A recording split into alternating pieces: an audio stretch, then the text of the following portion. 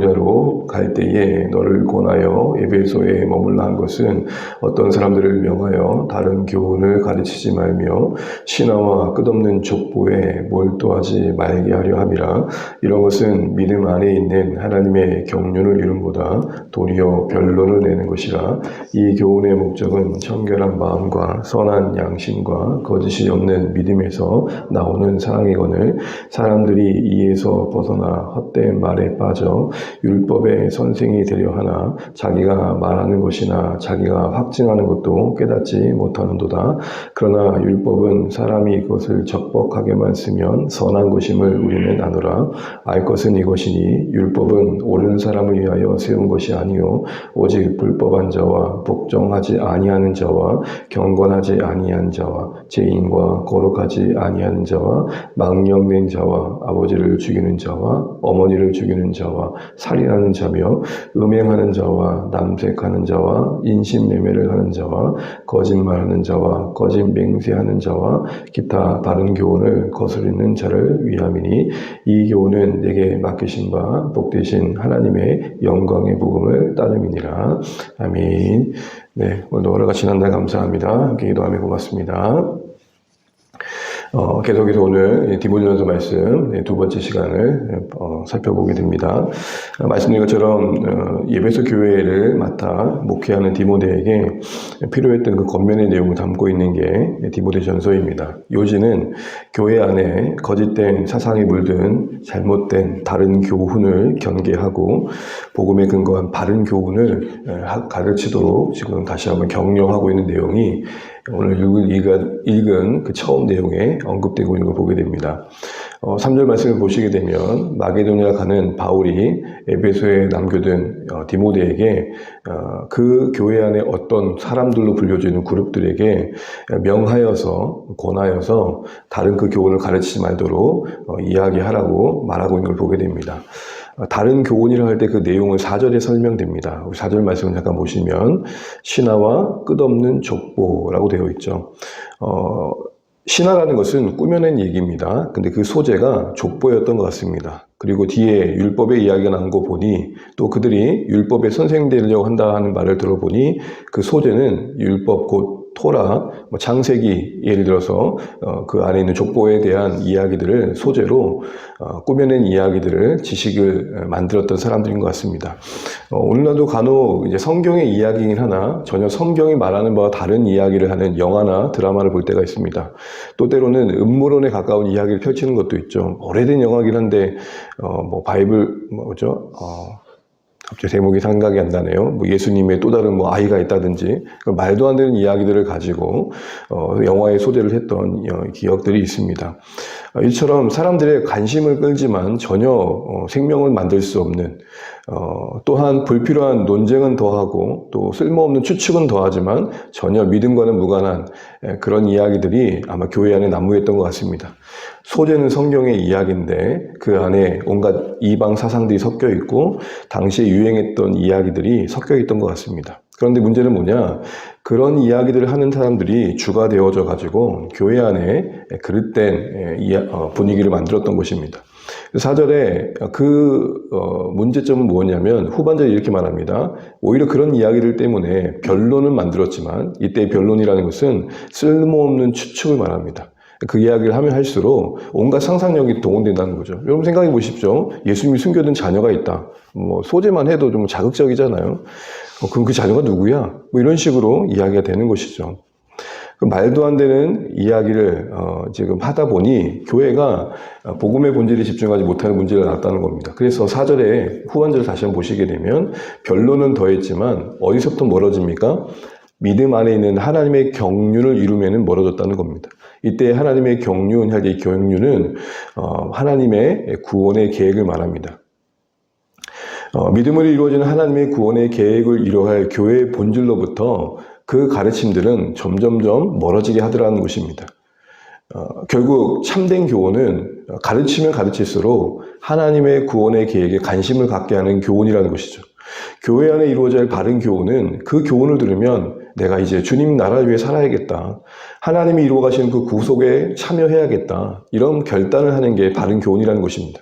그러나 지금 신화나 끝없는 족보로의 이런 다른 교훈들, 소위 거짓 교훈들은 그런 오히려 변론을 만들고 있다는 겁니다. 그러면서 5절에 진짜 바른 교훈이라면 덧붙여 그 열매는 사랑이어야 된다고 말합니다. 5절 한번 읽어보겠습니다. 5절 시작. 이 교훈은 정결한 마음과 선한 양심과 거짓이 없는 믿음에서 나오는 사랑이거늘.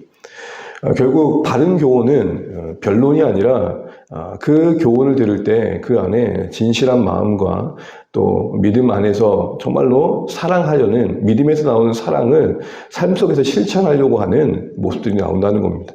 그런데 이 다른 교훈에 빠진 사람들은 6절에 보는 것처럼 자꾸 헛된 말에 빠진다는 겁니다.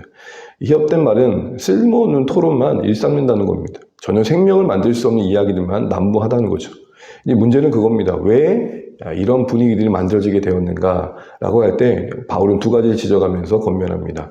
우리 7절 말씀 한번 읽어보겠습니다. 7절입니다. 시작. 율법이 선생이 되려 하나 자기가 말하는 것이나 자기가 학증한 것도 깨닫지 못하는도다. 아멘. 왜 이런 분위기가 만들어졌는가 봤더니 7절 상반절에 이렇게 말합니다. 율법의 선생이 되려 하나. 이 말은 율법의 스승이 되고 싶어 했다는 겁니다. 어떤 지식을 가지고 자랑하고 싶었고 주목받고 싶었다는 겁니다. 들으려는 자리가 아니라 율법을 가지고 자신의 지식을 자랑해서 나 이런 사람이야 라고 말하고자 했다는 겁니다. 스스로 선생 되기를 원하는 자들이 이런 이야기를 소재 삼아서 사용했다는 것이죠. 문제는 뭐냐? 정작 그 말하는 바가 뭔지도 못 아는 모순 가운데 있는 겁니다. 무슨 말입니까? 선생은 되려고 하는데 진짜 진리에는 귀 기울려고 하지 않은 모순을 갖고 있다는 겁니다. 그러면서 바울은 8절에 율법을 소재를 가지고 장난을 치는 그들에게 진짜 율법이 주어진 목적을 말합니다. 8절, 9절인데요. 우리 8절만 한번 다시 한번 읽어보겠습니다. 그러나 율법은 사람이 그것을 적법하게만 쓰면 선한 것임을 우리는 아노라. 아멘. 이 적법하다는 말씀을 주목하시면 좋겠습니다. 율법을 주신 목적대로 올바르게 사용하면 그것이 진짜 선한 것이다 라고 말하는 겁니다. 앞서 말씀드린 것처럼 지금 디모데 전서에서 다루어지는 지금 디모데가 마주해야 할 교회 안에 다른 교훈을 가르치는 자들의 문제점은 뭐냐? 율법을 가지고 이방 사상과 섞고 교묘하게 꾸며낸 이야기를 가지고 성도들을 자꾸 궁지에 몰두라는 겁니다. 너 이거 모르면 하나님 앞에서 설 수 없어. 이런 지식을 알아야 구원을 받는 거야. 소위 크게 보면 영지주의적 발상의 이야기들이 나오는 것이죠. 우리가 아는 것을 너희가 모르면 하나님께서 용납하지 않아. 뭐 이런 식의 장난을 쳤던 겁니다. 바울은 다시 한번 얘기합니다. 우리에게 율법이 주어진 목적을 바르게 알아가는 겁니다. 그 목적은 뭡니까? 9절에 보는 것처럼 옳은 사람을 위해 세운 게 아니라는 겁니다. 이 말은 이하에 언급되는 죄의 목록처럼 율법의 기능은 죄를 죄로서 드러낸다는 겁니다. 율법이 올바르게 적박하게 쓰여지고 있는 현장에서 나타나는 특징은 뭐냐? 마치 밝은 태양 앞에 오염된 옷을 보게 되고 어그러진 것들을 확인하게 되는 것처럼 죄를 더 죄로서 드러내는 역할을 하게 된다는 겁니다. 그래서 결국에는 11절을 만든다는 겁니다. 우리 11절 읽어보겠습니다. 이 교훈은 내게 맡기신 바 복되신 하나님의 영광의 복음을 따릅니다. 하나님의 영광의 복음, 곧 예수 그리스도께로 향하게 하는 그 기능이, 그 목적이 율법 안에 있다는 겁니다. 그러니까 바른 교훈의 내용은 뭐냐? 들으면 들을수록 더 예수께로, 복음으로 향하도록 하는 거, 그게 진짜 바른 교회 안에서 이루어질 교훈이다라는 것입니다. 이렇게 정리를 해보면 결국 바울이 오늘 디모데에게 경계하고 있는 거짓 교훈, 다른 교훈을 말하는 자들의 문제점은 뭐냐? 말씀 아래 거하려고 하지 않고 말씀을 이용하는 자들이었던 겁니다. 말씀이 주어진 목적대로 적법하게 쓰여지는 데 관심은 갖지 않고 있고 말씀을 통해 자신의 지식의 자랑을 쓰는 도구로 삼고 말씀 아래 순종하기보다는 말씀을 통해 자신의 명성을 얻고자 하는 자들이 있었다는 사실들을 우리가 알게 됩니다. 그때나 지금이나 이 문제는 늘 우리에게 중요한 관심입니다. 가르침이 다른 교훈을 가르친다고 해서 다른 교훈을 좀 가르치는 자들의 문제가 아니라 바른 교훈을 가르치면서도 우리는 이런 모순에 빠질 수 있기 때문입니다. 말씀을 가르치면서도 그 말씀 앞에 진실하게 반응하고 또 말씀을 배우면 배울수록 더 겸손해져서 하나님의 은혜를 구하는 쪽으로 더 사랑하는 삶을 살아야겠다는 결단으로 가기보다는 너는 내가 아는 것을 모르는구나 라고 이야기하며 오히려 오만에 빠지고 자신이 아는 바가 오히려 무기가 되어져서 오히려 쓸모없는 갈등을 만든다고 했다면 사실은 오늘 복음을 가르치고 있다 하더라도 그 결은 다른 교훈을 가르치는 들과 다를 바가 없다라는 것입니다. 우리가 아는 바의 지식은 섬김을 만들어야 됩니다. 우리가 아는 바의 복음의 가치는 우리의 삶을 더 주님 기뻐하시는 그 구원의 경영을 이루는 자리로 우리를 인도해 가야 될 것입니다. 배우면 배울수록 내 허물이 더 커 보여야 되고, 알면 알수록 내가 좀 더 초라해져야 되고, 알면 알수록 내가 좀 더 엎드린 쪽으로 가는 것이 바른 교훈의 열매라는 것입니다. 결국 우리가 다른 교훈을 말하고 있지는 않지만 혹 다른 교훈을 이야기하고 있더라도 그 열매가 다른 교훈을 따르는 자들과 다르지 않다면 문제가 있다라는 것들을 알아야겠다라는 것이죠. 다시 한번 우리 자신을 돌아보면 좋겠습니다. 여러분, 우리가 배우는 바는, 여러분 그 지식은 주님을 자랑하는 쪽으로, 우리를 더 섬기는 쪽으로, 우리를 더 낮추는 쪽으로, 다른 사람의 허물보다는 내 허물이 더 커 보이는 쪽으로, 그래서 엎드릴 수밖에 없는 쪽으로 우리를 인도해 가고 있는지를 돌아보면 좋겠습니다. 주 안에 교회 안에 이루어지는 모든 말씀의 배움의 자리는 우리를 더욱더 겸손케 하며, 그러기에 예수님께로 가지 않을 수 없는 은혜를 경험하며 그 말씀대로 살아가고자 하는 사랑의 삶을 결단하는 열매로 나타나야 될 것입니다. 그렇지 않다면 오늘 이 디모데전서가 지적하고 있는 그런 다른 교훈을 따르는 자들과 다를 바 없는 그 자리에 서 있다는 것을 우리는 알아야 한다는 것이죠. 다시 한번 우리 말씀을 대하는 자세를 돌아보면 좋겠고, 또 말씀을 우리가 나눌 때에 혹시 그것이 어떤 자랑과 또 내 명성의 도구가 되고 있지 않은지도 돌아보시면 좋겠습니다. 나는 다른 교훈을 말하지 않는다고 이 문제와 나와 무관하다 볼 수 없는 것입니다. 왜냐하면 바르게 믿는 그 내용을 가르치고 있다 하더라도 우리 자신이 받아들일 때 여전히 선생되고 싶어하고, 또한 그 말씀대로 그 열매를 합당하게 맺고 있지 않다면 잘못된 교훈을 가르친 자들과 사실은 다를 바가 아니기 때문에 오히려 더 무섭습니다. 오히려 이단은 이단으로서 그 정체성이 분명하지만 믿는 내용이 바르다고 해서 이단을 지적하고 정죄하지만 정말 그들과 다를 바 없는 윤리성과 도덕성과 삶의 형편을 갖고 있다면 오히려 그것은 정말로 더 안타까운 모습일 것입니다.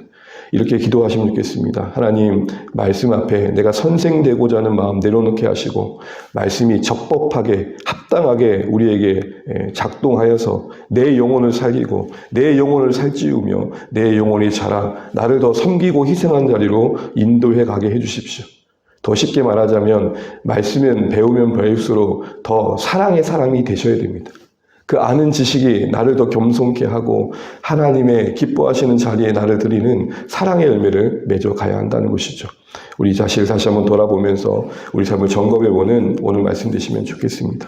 그래서 다른 교훈을 가르친 자들을 경계하려 했던 바울이 의도했던 그 권면의 목적대로 우리도 말씀 앞에 합당한 열매를 맺을 수 있는 오늘의 말씀 되시면 좋겠고, 또한 오늘 이 말씀이 지적하는 것처럼 그 다른 교훈을 가르친 자들의 문제점의 근본처럼 난 혹시 말씀 앞에 순종의 자리보다는 선생되려 했던 은연한 생각들은 없었는지 돌아보면서 다시 우리 자신을 살필 수 있는, 또 분별할 수 있는 오늘의 말씀 권면 되시기를 주님의 이름으로 축복합니다. 기도하겠습니다. 기도하실 때 바른 교훈은 하나님의 구원의 경영을 이루는 쪽으로 우리를 인도합니다. 바른 교훈은 우리에게 사랑의 열매를 맺습니다. 바른 교훈은 우리를 예수님께로 더 이끌어 갑니다.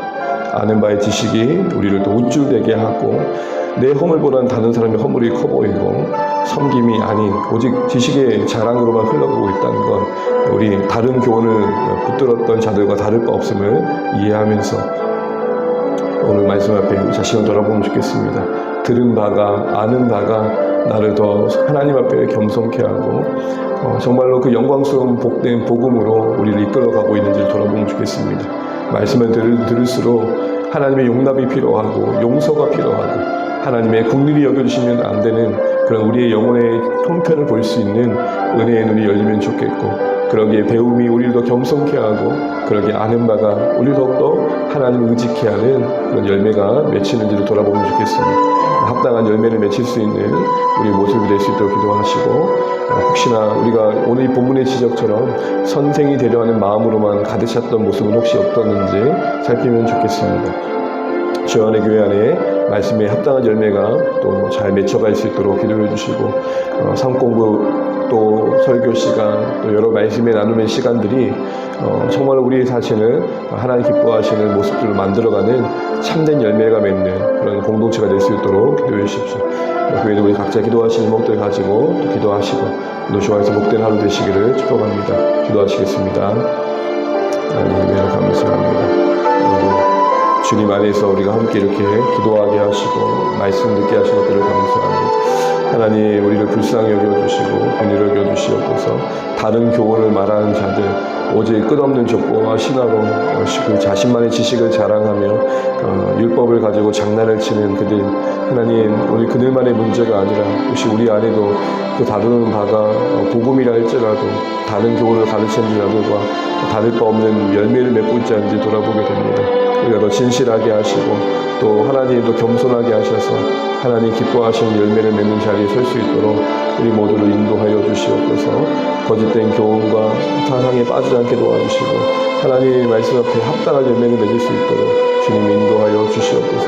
선생 되고자 했던 마음에 그들이 말씀을 이용하는 자리에 있었던 것들을 보게 됩니다. 하나님 말씀 앞에 순복하는 자 되게 도와주시고 하나님 말씀 앞에 순종의 제목을 찾는 우리 자세가 되게 도와주시옵소서. 주여, 하나님 다른 교훈을 말하는 자들과 다를 바 없는 합당한 교훈에 우리가 빠지지 않도록 도와주십시오. 변론을 내며 옳다고 열매를 수 있도록 도와주십시오. 영광의 복음을 더 바라볼 수 있도록 예수님께로 더 갈 수 있도록 우리 모두를 주장하여 주시옵소서.